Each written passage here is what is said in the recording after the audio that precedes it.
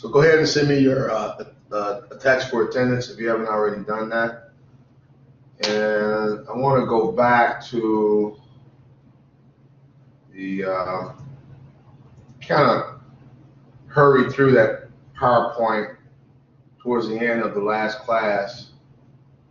So I want to make sure we go through that towards the end of it. I don't know why this isn't. Let's see. Here we go. All right. So in the last class, we talked about basics of programming, and I went through these slides. And so make sure you go back through this. Now, I actually want to jump ahead to the last couple slides. Let's see here.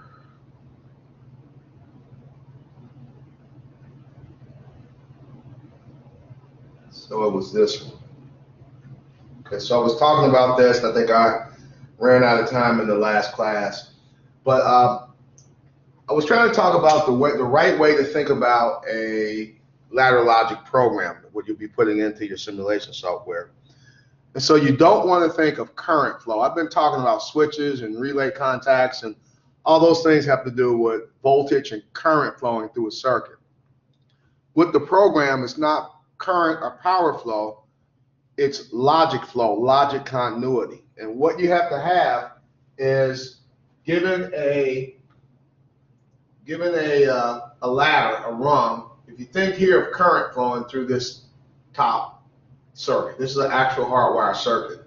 You have a pilot light over here, and you have PB1, push button 1. Notice that push button 2 is a normally closed push button, so it's already closed.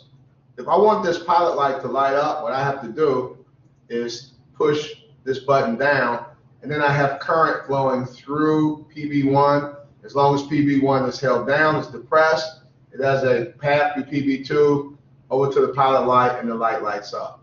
So what I want to do is mimic this hardwire circuit with this program. This is a program. This is software. And so the way that happens is you look at you look at the hardware, and you see that in order for the pilot light to light, well, first, notice that each input here, this switch, PB1 and PB2, are represented with those instructions that we talked about in the last class: examine if closed and examine if open. You got to remember that the examine if closed command instruction, in order for it to be true, it needs to see a 1 in that cell of the register, the thing that I call the input image table. So it's looking for a 1. It's looking for a closed switch in order to be true. And the examine if open, it's looking for an open switch in order to be true. So what I need is logic continuity. I need for this instruction to be true and this instruction to be true. Since they're ANDed, I have logic continuity if both these instructions are true, and that will cause the output instruction to be true, which relates to that pilot light right there. So basically this is looking at that, and this one is looking at that. It's mapped to that through an address. Well, since this is already closed, there's already a 1 in that bit position, and when the person or when this is depressed, when this is pushed, there'll be a 1 in this bit position. So the point of this slide is, when you translate, often students will think when they translate from the hardwire circuit to the actual software, you might think that, well, since this is a normally closed push button, then I want to make this a normally closed contact or use the examine if open command. You don't want to do that. This is actually what you want to do is use this, examine if closed, because you already got a 1 there, and you want this 1 to happen when that push button is pushed, and that causes the pilot light to light up. So when that happens, when you have a series of truths across a rung, and the term we use for that is logic continuity. Now, hopefully you understand what I just said, but if you didn't, 2 things are going to help you out. Number 1, I made the first lab deals with that idea of logic continuity. So you'll understand it by the time you do the first lab. But also I made a video for the first lab to just kind of help you out with it, just to explain what you're going to do in the first lab and to make sure you understand that term logic continuity. So I think when you perform that first lab, you should be okay with that concept of logic continuity. But it is important to think about as you go into the lab and you start the program, think about not power flow or current flow. What you want is a series or path of true instructions from left to right, and that's called logic continuity. And the same with this other slide. I say this slide and then this one. Go back and as you guys review and study, make sure you understand the concepts or ideas of these two slides. This one I was thinking last night. I was just sitting here laying in my bed thinking about this. You may actually both of these, you can actually program, if you have your simulation software already, or even if you don't have it, you can download the free version. Now don't download the free version and try to use it through the whole semester, because it won't work. I think you can't print. It's just some issues with that. But you can download the free version if you don't already have it and play around with it. And you can actually enter these into your simulation software to see how this works. And then you'll get a better understanding of what I mean by logic continuity. So like this slide and the one I just showed you, the one above it, enter these into your simulator and play around with it, and then you'll get an idea of what I'm talking about. But again, I think the first lab will make that concept of logic continuity. I think the first lab will drive the point home that I'm trying to make. So I went through this kind of fast at the end of the last lecture, so I wanted to just kind of come back to this. Anybody have any questions over? I know it's been a while, but anybody have any questions over anything from this PowerPoint? This was the basics of programming, these instructions. Okay, I want to go to something else here. So there was somebody that mentioned, and I wrote the student's name down, I forgot, but if you guys remember, there was,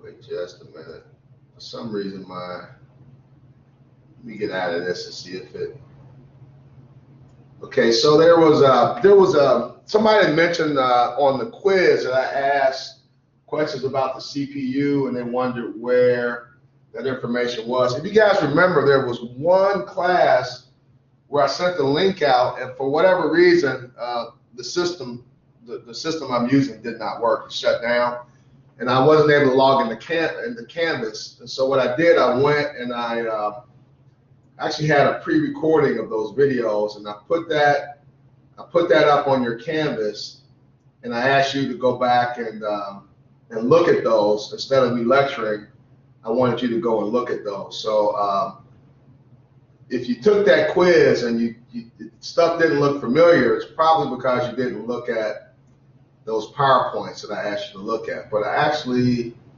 let's see, there was two of them. I want to make sure that you look at these. One was,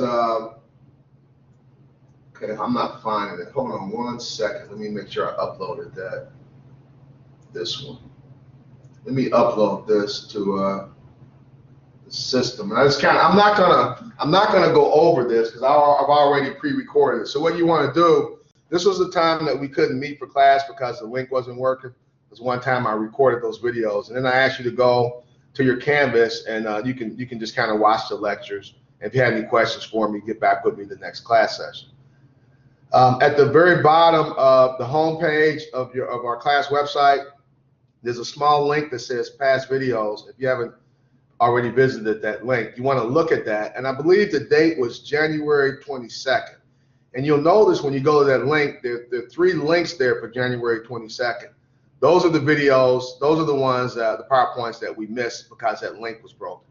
And so I want you guys to go and look at that. So, I'm not going to go over it in detail. I'm going to bring it up here, just kind of run through it really fast. But I want you, so if I already recorded, I'm not going to go through it now. You can go and look at the videos. And if you have questions, you can ask me. But make sure you go back and look at those before the exam, because I will ask questions about it. But anyway, what that student was referring to was this PowerPoint. And actually, there was 2. It was one on the CPU. So just kind of quickly going through this, the CPU, the PLC is modular, and we talked about the different parts. There's the power supply, programming device, input module, output module, and then the main part, the CPU. Well, the CPU consists of processor, power supply, and memory. And what we said was during, I think, the first or second week of class, even though the CPU is the part of the computer that contains the microprocessor, for purposes of this class, we'll assume that the CPU and the microprocessor are the same thing. So just makes it easier to talk about. But one part of the CPU is this, it's memory. So I think the question on the quiz kind of came from that. This takes you through it. So again, I'm not going to go through every slide here because I've already recorded for you. But I do want you to go back, go to that past lecture link at the bottom of the home page. Look at that. All the videos are there. And you want to look at the three from, there's 3 of them from January 22nd that I wasn't able to go over because the link didn't work that day, and I asked you guys to look at it. But specifically, this is a slide that talks about memory. And then the question that was asked was the sections of memory. And this is what the quiz was referring to. So in memory, there's like three, you can think of it as being three areas, 3 places.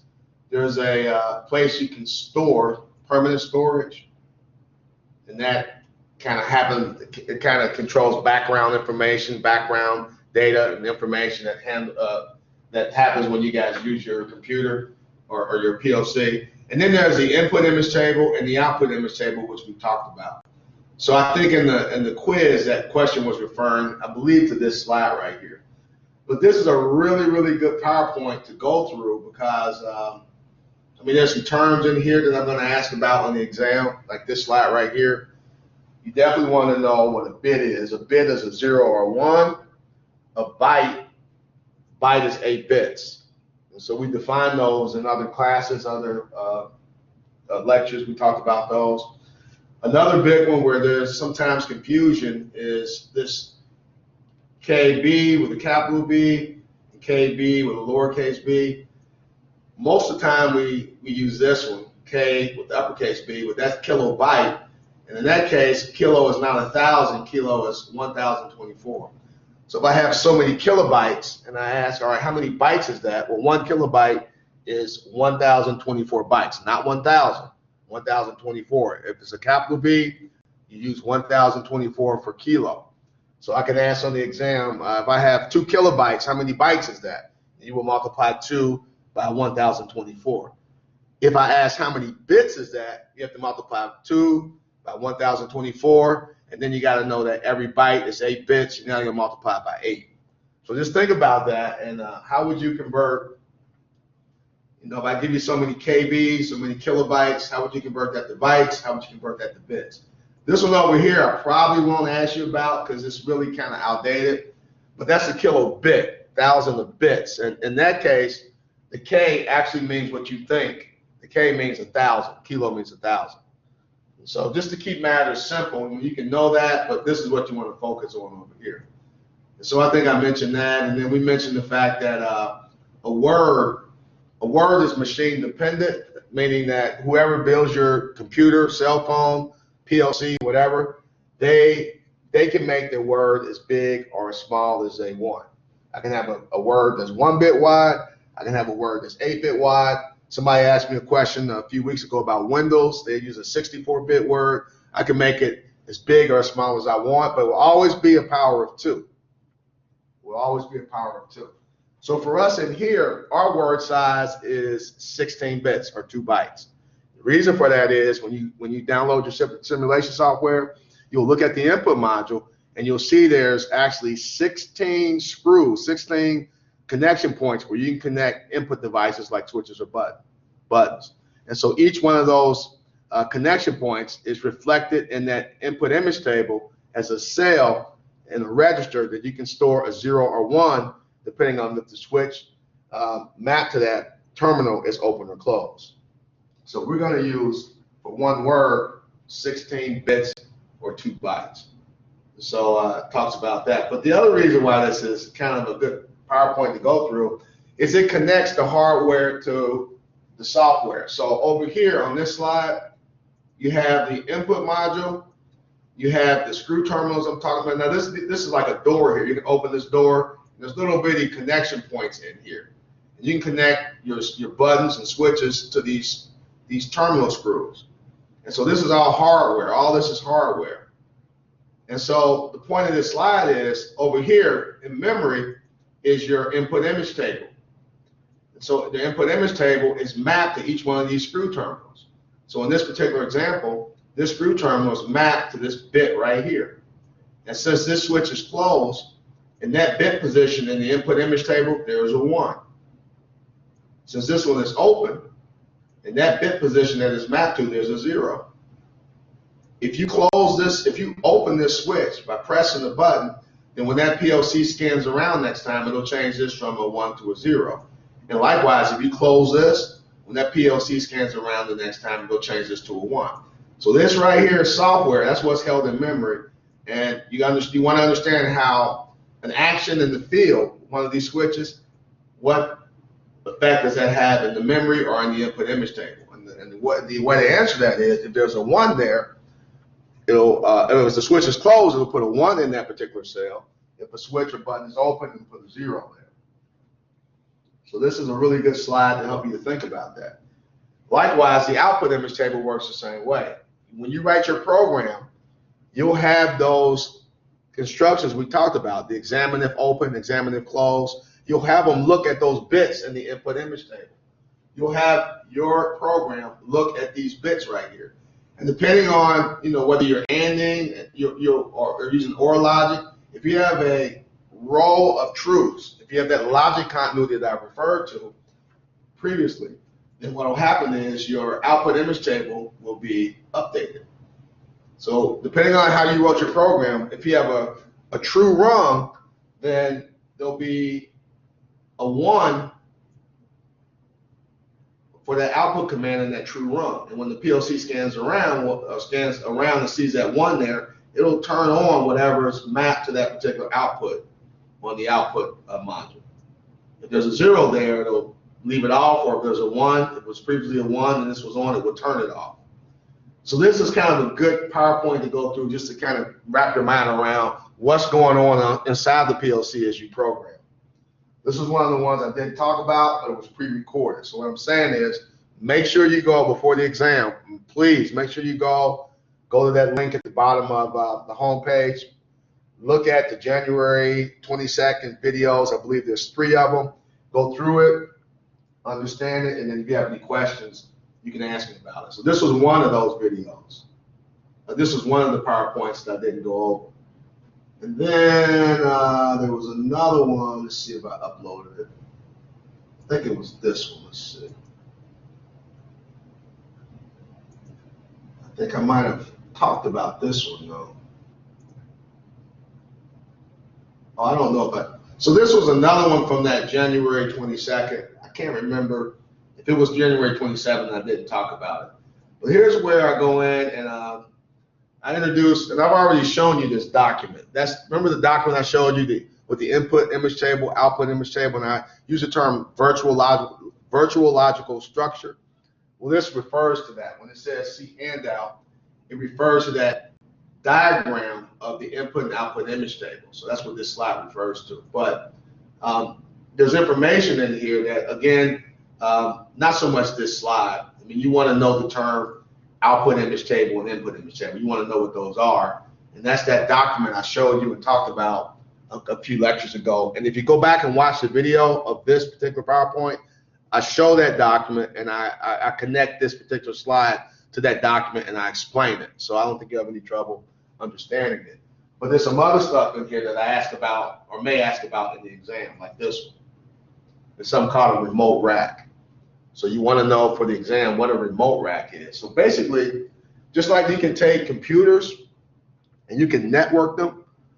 If I have a single computer, I mean, you really can't do a whole lot with a single computer. But once you start connecting computers together, you network them. I can have 2 machines and run a line from one machine to the other. And now I can communicate over that line between the 2 machines. But I can also share resources. And a resource is like a printer. It might be a software application. I can have one computer share resources with the other one. And so networking is actually big. The biggest network in the world, you know what it is, it's called the internet. So imagine having a computer in your room, in your bedroom, and you don't have an internet connection. All you have is a computer. You can play games on it. You might be able to type a Word document on it, but it's pretty boring. You can't do much with it. But once you connect that to the internet, then the world is at your fingertips, literally. The internet is the epitome, is the biggest network in the world. And so it works the same way with PLCs. A PLC is nothing more than a heavy-duty computer. It's a computer designed to work in the industrial environment. And so if you can network computers, it will follow then that you can network PLCs. And so here is an example of that. I have basically two PLCs. This is a PLC, the main PLC, if you want to call it the main PLC. And over here is a remote rack. It can be an actual rack. You know, rack, they all have processors, so that's actual computer. It could be another PLC. Could actually talk to each other. And so I have this one question I'll want to know is, well, how do you get these to talk to each other? How do you connect them together?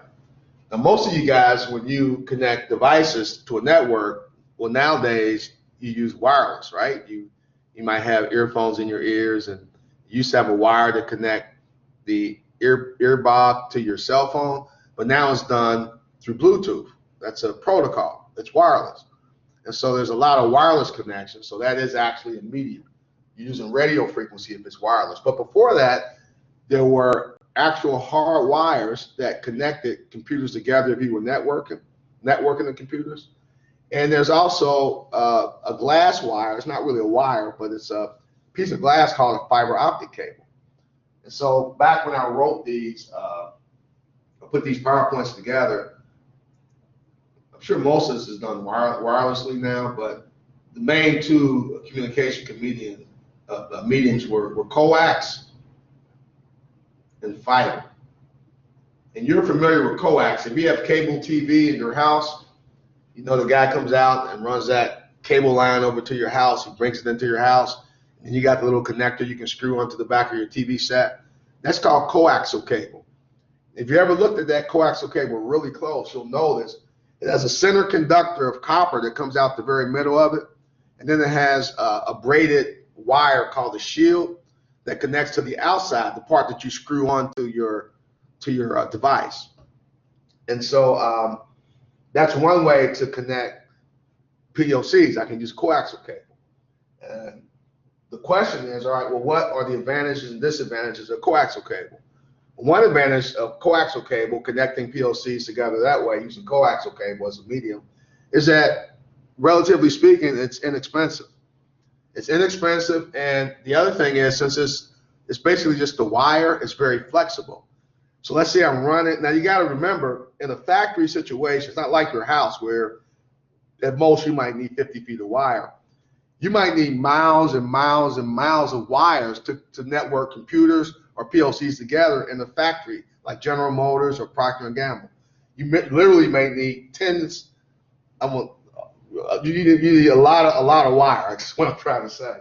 And so you know, there's a great distances you have to transverse. So coaxial cable would be much cheaper than the other way I'm going to talk about, which is using fiber optic cable. But if you look at coaxial cable, it has a maximum range of 2 miles, which might seem like a lot of wire. Actually is a lot of wire, 2 miles of wire. But if you have a really large factory and you're running wire back and forth across that factory, then 2 miles is really not that much. So if your application is not wire intensive, you don't have a lot of wire, you may want to use coaxial to network your PLCs or digital devices. The advantage here is it's very flexible, so it's easy to run, and it's relatively inexpensive. The disadvantage is there's a limit on the range, just 2 miles.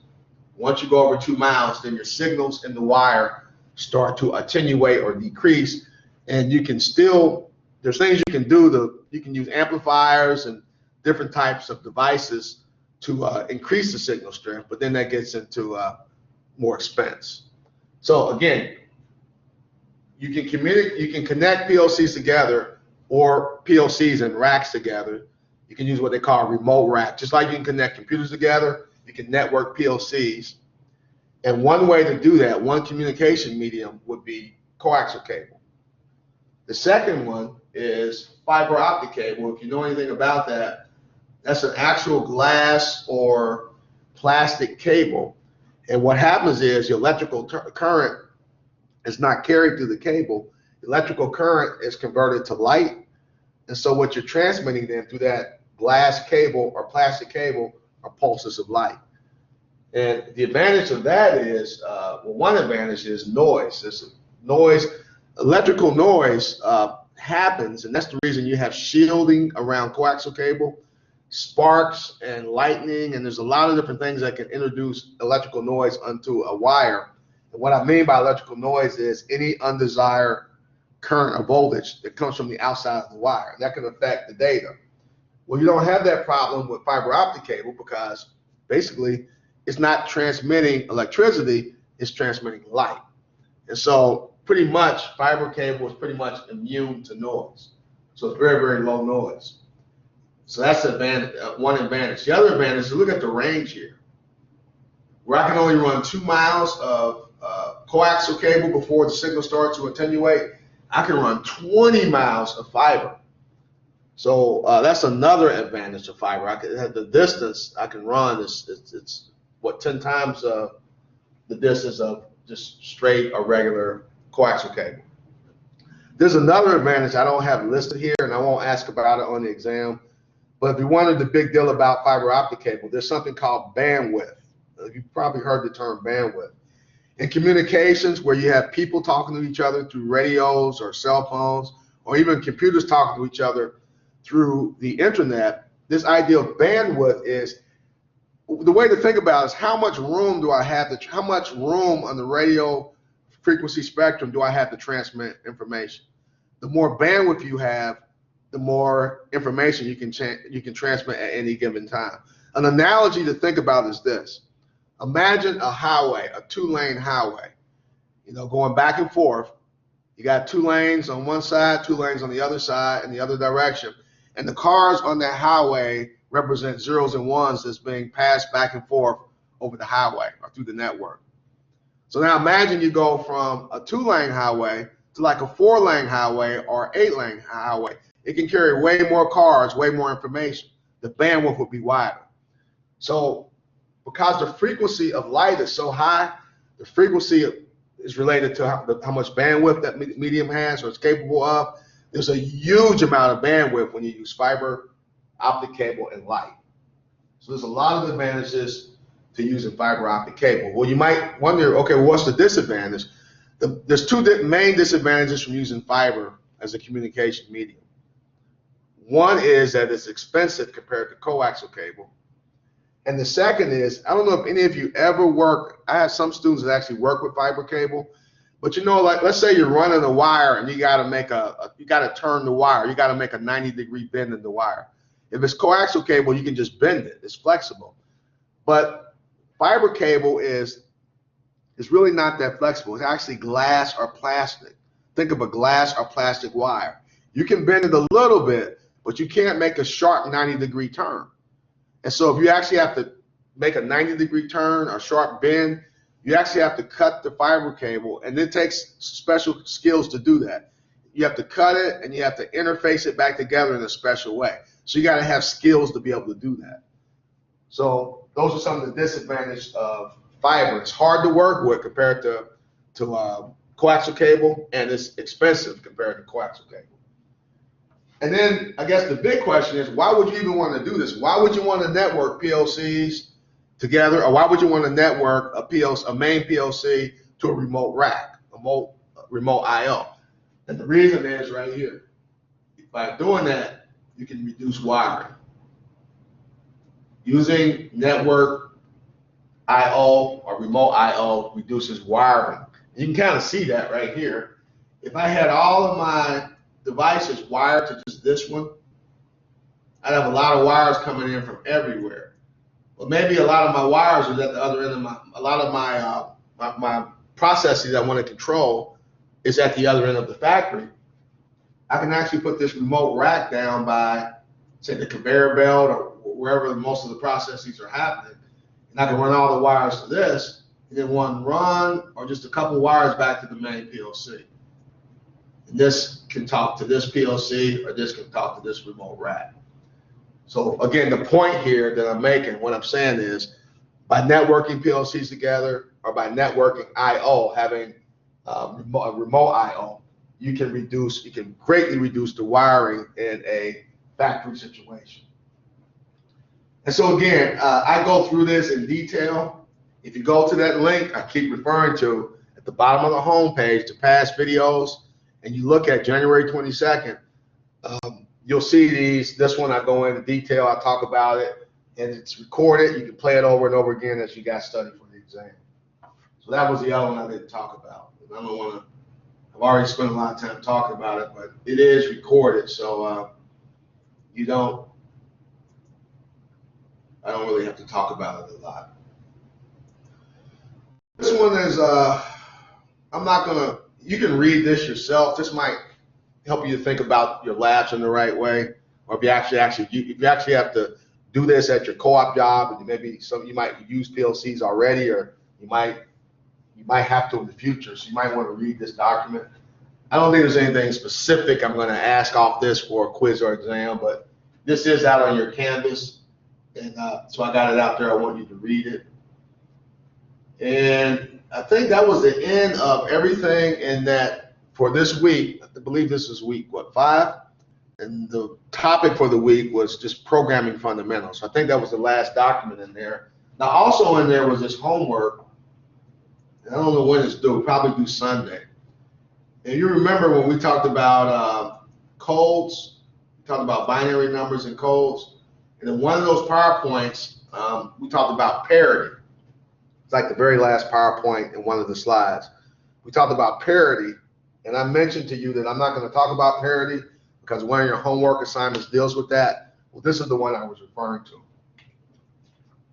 So again, this is homework 5. It's up on your Canvas. I just thought I would show it to you.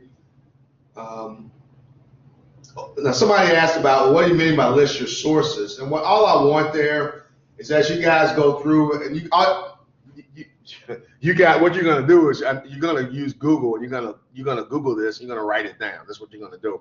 I just want to know which websites are you getting your information from. And it's been helpful because sometimes I think in a certain way, and a student says, well, hey, that's not what I read. And when I go to the link that they went to do their research, I can see what they were coming from, and I can maybe give them credit for it. So you don't have to give me a detailed, just give me kind of just the links that you use. You probably going to use 1 or 2 websites to research this, and just give me the links that you use, copy and paste the links that you use to find your information. Then if I have any questions, I can revisit those links and see to make sure what the link is saying is correct, or at least they mean the term in the same sense that I do. So that's the point of that. But let me get rid of some of these files, guys. I got a lot of files here. Basics of programming. Don't need that one anymore. Entering ladder logic. Don't need that one. Homework 5, I just showed that to you, so I can remove that one. The mirroring PowerPoint, I did that one. Hardware, I did that one. Okay. Now about the quiz on Friday. The one that's coming or the one last Friday? The one that's coming. It said it's due. It starts open at 1. Is that supposed to be 10 o'clock or? It opens at 1. It's open from 1 to 1:10, and we have a class during then, so we wouldn't be able to take that since we're going to be taking a quiz in that class as well during that time. Right. So I got to get in there and change that. Yeah, I'll change that time. I gotta adjust all those quizzes and exams before I make them available to you. So I'll get in there and I'll change that. I'm actually glad you pointed that out to me. But what I'll do for that quiz, remember what I said I was going to do is I'm going to just make those quizzes available over the weekend. And so I'll change that time, and you guys can take it any time over the weekend. And I'll let you know when usually Sunday night or Monday morning, I like for you to have it done. So yeah, that time, don't worry about that. I'll change it. And since you pointed it out, I'll change it As long as I can log on to Canvas, I'll change it right after our class today. If not, I'll have to do it when I get home. Sometimes I can't log in from this room for some reason. I don't know why. So yeah, thank you for pointing that out. Now, let me go to this, guys. I want to go to this because I think next week, next Friday, we should be able to do that exam I've been referring to, exam number 1. And so I put this up on your Canvas, and I just want you to look at this and make sure, because you know it's you got to study. I'm not saying don't study, but the exam should be pretty easy. You know, if you study, you don't want to wait till the last minute and try to cram all this stuff together. But the information is not particularly hard. I mean, it might be, if you're not familiar with it, you might not know how to do something. But I mean, what I've talked about all semester is not particularly hard. I mean, I actually taught this at one point to some 7th and 8th graders, so it's not hard. But you gotta look at this stuff and work with it and be familiar with it. So what this is saying is, like, there's a lot of information here. I got this one point here. It says objective sheet in week 1. And if you remember that objective sheet, there was a lot of information there. That's this. So you gotta look at this and make sure you understand what's on here. So we spent time talking about the first couple of the first numbers here. The difference between a PLC and a PC. A PLC is basically a PC. It's basically a personal computer. How it differs, though, is it's designed to work in an industrial environment. So, and what I mean by that is it's heavy duty. It's like a truck instead of a car. So, what are some of the things that you have to protect circuitry from in an industrial environment? Well, dirt, noise. When I say noise, I'm not talking about audio. I'm talking about electrical noise. So it would be a much heavy dutier device. It would be sealed to keep out dirt. It may have to be, all computers are temperature controlled. You have a fan in your laptop or your desktop. So maybe you're working in some kind of industrial environment where there's a lot of heat. You have to, I've actually seen where they have to put air conditioning units in with certain electrical devices like amplifiers or PLCs. So it's designed to work in an industrial environment. That's how it differs. But you want to go down through here, 1 through 15, and make sure you understand everything on here. And then hopefully you can just kind of look at it right now. If this were a quiz or exam, you can answer these questions straight away because we've talked about all of this. But I do want you to go back and review this as you study for the exam. And then if something's not clear, you can ask me about it, and I will talk about it. These terms down here, just be familiar with them. I'm not going to say define this or that. I would say the and or not logic, you definitely should know how that works. But the main thing is these points 1 through 15 here. From that. That's from the week 1. So that one, number 1 here is talking about that sheet, and there's a lot of stuff on that sheet for you to review. Now this one, all the PowerPoints, as we went through the course, I told you to print out the PowerPoints as note pages, and as I go through, I'll say, this is an important slide, mark this slide, and I've been doing that. So if you've actually done that, if you actually mark the slides I told you to mark, then what you want to do when you study, focus on those slides. I'm not saying ignore all the rest of them. I'm not saying that. You got to study all the slides, but specifically put more energy towards the ones I told you to mark, because you can bet there are going to be questions from those. So study all the PowerPoints.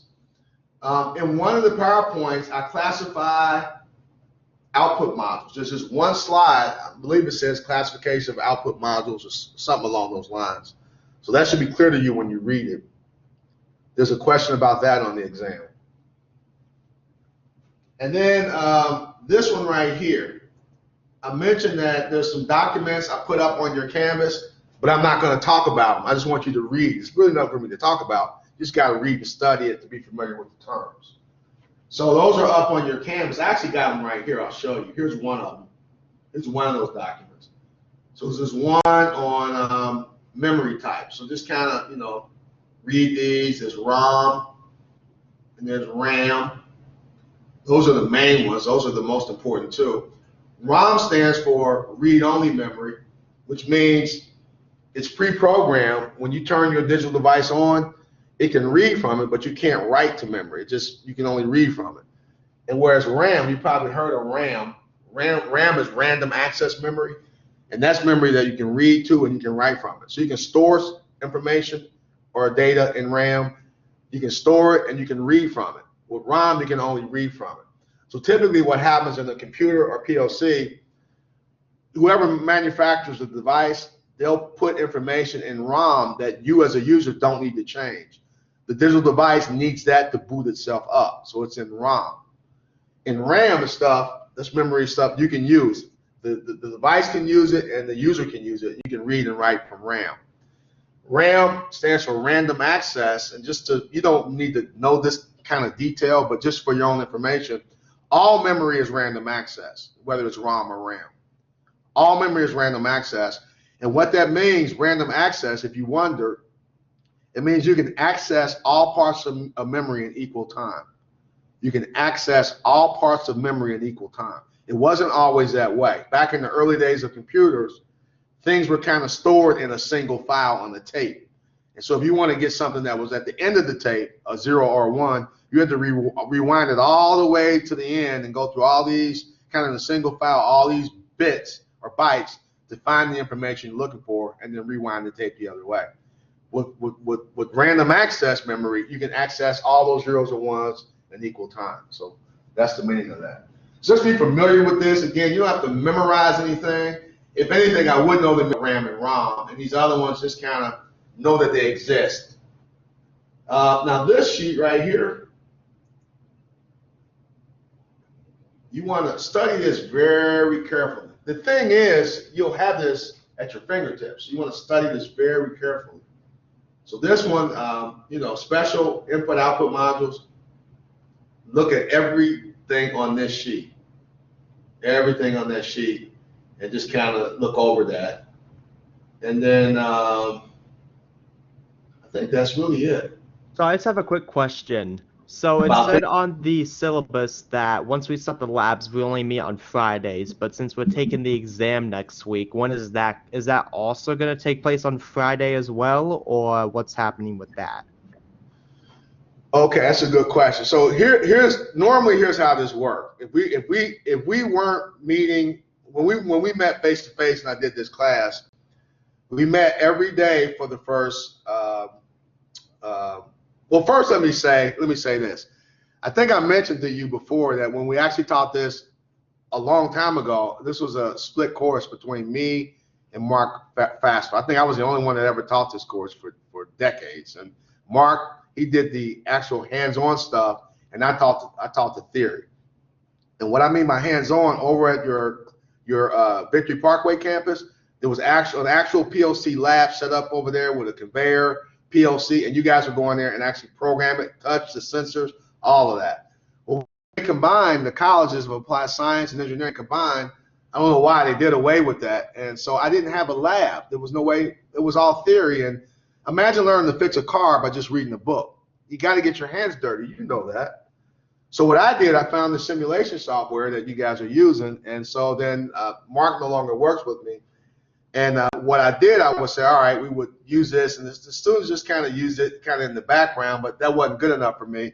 So I decided what we would do. We will spend the first 5 weeks of the semester learning about hardware components, digital concept, basic programming. And then you guys will spend 5 weeks just kind of doing hands-on stuff.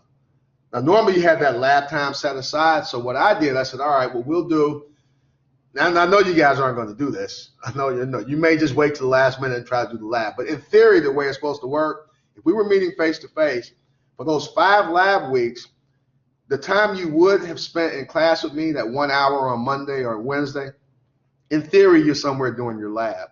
And then we will meet together on Friday. I will give you a quiz, because we're still lecturing and we're still learning, during those weeks. I will give you a quiz, or I can give you the exam at that time, and then you can ask me questions, and then you will go to the next section of the lab and do the next lab. And so then ideally, that's how that works. Well, then we got this COVID happen, and so we can't meet on Fridays anymore. So What the question you asked is kind of modeled after that, where we're actually meeting face to face. And then the Monday, Wednesday was free for 5 weeks, and then you would come to me, take your quiz on Friday, turn in your homework, turn in whatever you had to hand in your lab on Friday. Well, we can't do that anymore because we're meeting virtually. So what'll happen is this: we won't meet for the next 5 weeks on Monday or Wednesday. In theory, you have enough work. Although I will say, guys, the first lab it's pretty simple. It's not going to take you 2 hours to do it. It'll probably take you just maybe at the most an hour to really understand it. But the other labs are a little bit more involved. So you'll spend time on Monday, Wednesday, or really whenever you don't. As long as that lab is done before Friday, you're good. I'm saying Monday, Wednesday, you just got to have it done before Friday. On Friday, what you'll do is I'll have a time, probably 9 o'clock or 9:05, where you have to upload your lab work to me. And at that time, if I have to lecture, I'll lecture. If I want to give you an exam, I'll give the exam. If you have questions, you can ask me. That'll be the time that we meet for the next 5 weeks. So what's going to happen with next Friday? So this Friday coming, actually, you know what? We don't even have to meet this Friday because honestly, with today's lecture, I don't have anything to talk about on Friday. So probably what I'll do is I'll meet Friday to touch base with you to see if you have any questions, but I don't have anything. I don't have anything to talk about, or I'll just say if you have any questions, you can just text me. I don't think we need to meet this Friday at all. There's nothing for me to talk about. So we don't need to meet Friday. I'll post the first lab either Friday or sometimes over the weekend. You got to have that lab done before next Friday. And next Friday, you'll submit that lab work to me. I'll probably make it due at 9:05. You'll upload it to your Canvas, or you'll submit it some kind of way to me, and then you'll have your exam during that first hour. I know I said a lot, but does that answer your question? Yeah, so at some point on Friday next week, we're going to have our exam, and then we'll be just meeting every Friday, and then our lab work is due by Friday, pretty much. Yeah, he said it in like 15 seconds. It took me 2 minutes, but I had to explain all that. But yeah, that's how we're going to do it. Now that meeting on Friday is only for 5. We have 5 labs that we do, and so we're only going to do that for 5 weeks. And so Friday is just kind of a day. We'll have our exam next Friday, but the other Fridays I can give you the quizzes. We can talk. There'll be sometimes I lecture, so it's not like we still need to meet and touch base to make sure everybody's on par. You may even have a question about the software. I won't answer too many questions about the program. You got to figure that out, and you guys can work together on that. I don't mind if you work together, but I will take other questions, and there'll be things that come up that you have to talk to me about. So the plan for next Friday, we'll have our first exam next Friday, and you'll have your first lab due at 9:05 next Friday. And this Friday, we don't need to meet. I think I've covered all the material. If there's an issue or something we need to talk about, just send me a text. And then we'll meet only on Fridays hereafter for the next 5 Fridays. And then we'll go back to meeting 3 days a week on week 11. So we should purchase the lab software for next week then? Yeah. So guys, you want to? Yeah, I put a link on your Canvas. If you don't find that, let me know. But you do want to go ahead. You can download that from that link. Now, if you're really pressed, now please, I'm on my knees right now begging. Do not, unless you're absolutely broke, do not use the free version for the whole semester. Don't try to do that because there'll be certain features you won't have available to you. But if you're pressed, you don't have the money right now, or whatever, you can actually download that free version, and you can use it for the first lab. For the first lab, you don't even need the lab manual. I made copies of the first part of the lab manual. I put that up there for you. You can read about it. Part of the first lab is going to take you through kind of a tutorial on how to use the software. And I've already made copies of my lab manual and put that up there for you. And then there's this concept of logic continuity. So that'll be there. And guys, I just thought about something. There's one more thing we need to talk about that I didn't, and I don't have time to do it now. We need to talk about, remember there was a circuit called a seal-in circuit or latch? I might ask about that. on your exam. So I do need to tell you what I'm going to do. I'm going to make a video of that, of how a latch circuit works, and I want you guys. What I was saying was you can download that free version and use it. That'll work for Lab 1.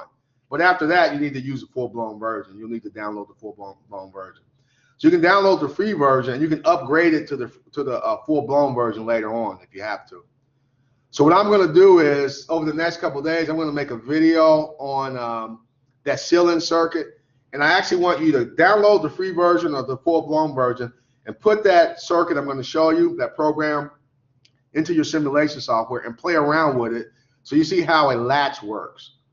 And that'll help you understand it better than me explaining it to you on the board. I'll show it on the board, but if you build it, then you'll see exactly how it works and you'll understand it. So yeah, you'll need the software, but you can get away with, for the first lab, you can get away with not having the lab manual and not having the full-blown version for the first lab, because I put all the stuff up there for you. But after that, for Lab 2, you got to have the actual manual, and you should, at that point, have the full-blown version of the software. Any more questions? What about this right here? Any more questions on this?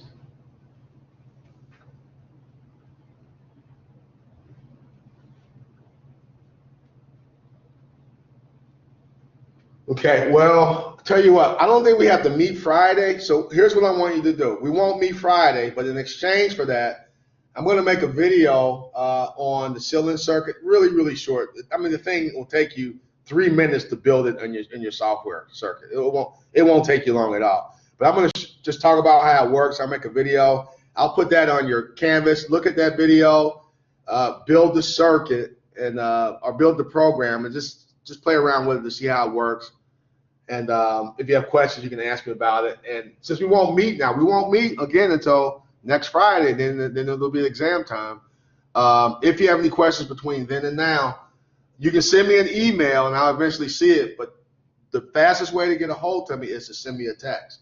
So please, if you have any questions over anything, any concerns, let me know. You know, that next Friday is going to be a while. I don't want you to get lost or get too comfortable not meeting. So if you have any questions, let me know and I'll be happy to address it. So if there's no more questions, guys, this is the end. You guys have a great rest of the day, and I'll see you on camera a week from this coming Friday for the exam. And if you need me, just send me a text. Thank you.